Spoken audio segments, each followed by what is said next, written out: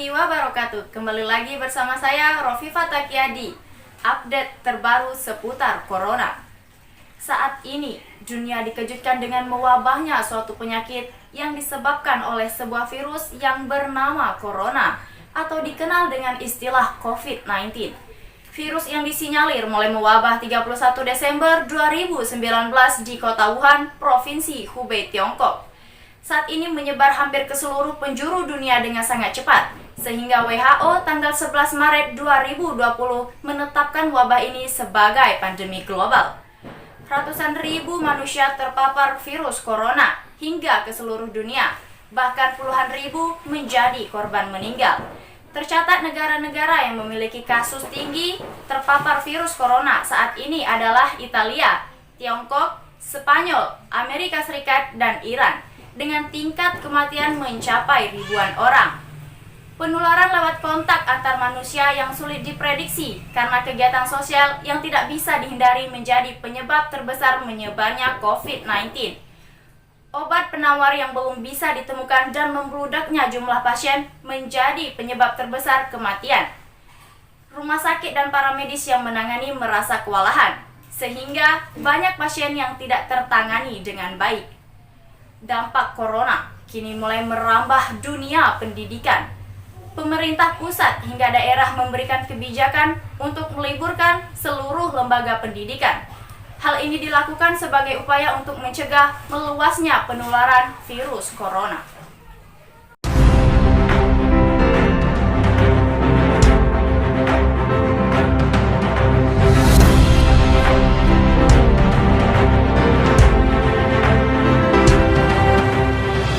Dengan seluruh lembaga pendidikan tidak melaksanakan aktivitas seperti biasanya, diharapkan hal ini dapat meminimalisir menyebarnya penyakit COVID-19 ini. Hal serupa juga sudah dilakukan oleh berbagai negara yang terpapar penyakit COVID-19. Kebijakan lockdown atau karantina dilakukan sebagai upaya mengurangi interaksi banyak orang yang dapat memberi akses pada penyebaran virus corona.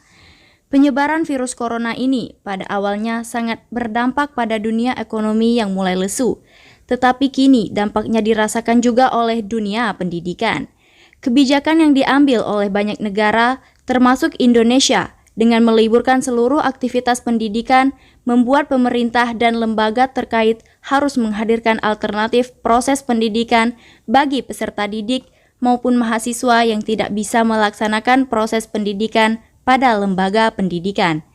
Berdasarkan data yang diperoleh dari UNESCO, saat ini total ada 39 negara yang menerapkan penutupan sekolah dengan total jumlah pelajar yang terpengaruh mencapai 421.388.462 anak.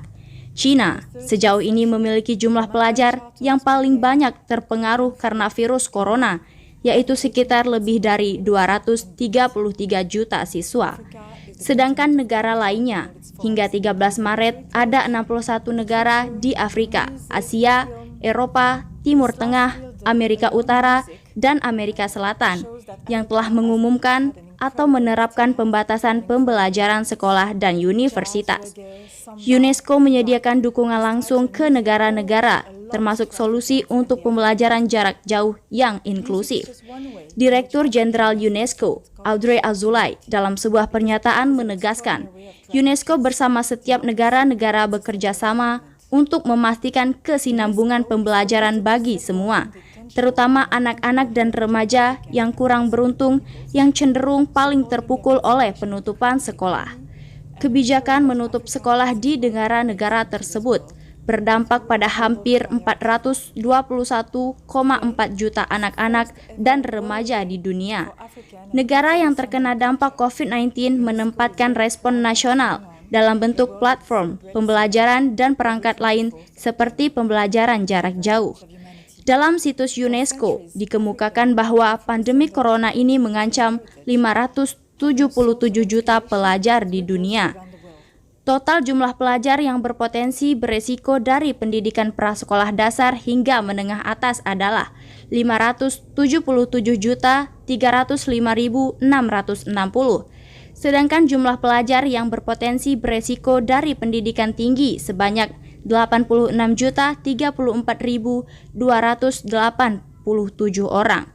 Saat ini, beberapa kampus mulai menerapkan kebijakan kegiatan belajar mengajar dari jarak jauh atau kuliah online. Kemendikbud saat ini berdasarkan keterangan secara resminya, siap dengan semua skenario, termasuk penerapan bekerja bersama-sama untuk mendorong pembelajaran secara daring untuk para siswa. Hal ini sebagai upaya agar siswa tetap belajar di rumah. Kementerian Pendidikan dan Kebudayaan menyiapkan sejumlah dukungan untuk memperlancar proses tersebut. Kemendikbud sendiri mengembangkan aplikasi pembelajaran jarak jauh berbasis portal dan Android Rumah Belajar. Beberapa fitur unggulan yang dapat diakses oleh peserta didik dan guru, di antaranya sumber belajar, kelas digital, laboratorium maya, dan bank soal. Saat ini, berdasarkan informasi bahwa Kemendikbud turut menggandeng 7 platform belajar online, yakni Kelas Pintar, Sekolahmu, Zenius, Kuiper, Google Indonesia, dan Microsoft. Beberapa platform belajar online yang bisa diakses oleh peserta didik dan guru untuk menambah sumber pembelajaran, di antaranya Kelas Pintar, Sekolahmu, Zenius, Kuiper, Google Indonesia, dan Microsoft. Pandemi Corona ini memang sebuah ujian yang berat bagi seluruh bangsa, menguji kemampuan semua bangsa untuk dapat mengambil hikmah dengan terus berupaya dan berikhtiar mencari solusi pada setiap masalah yang ada. Sebagai bangsa yang besar, Indonesia harus mampu melalui segala masalah yang ada. Hal ini dibuktikan dengan Indonesia siap dengan segala kemungkinan. Dengan lahirnya teknologi karya anak bangsa untuk memberikan layanan pendidikan secara daring. Dengan harapan bangsa ini menjadi bangsa yang teruji dan layak untuk menjadi bangsa yang hebat suatu saat. Demikian info terkini seputar Corona. Saya Rofifah Takia, pamit undur diri. Wassalamualaikum warahmatullahi wabarakatuh.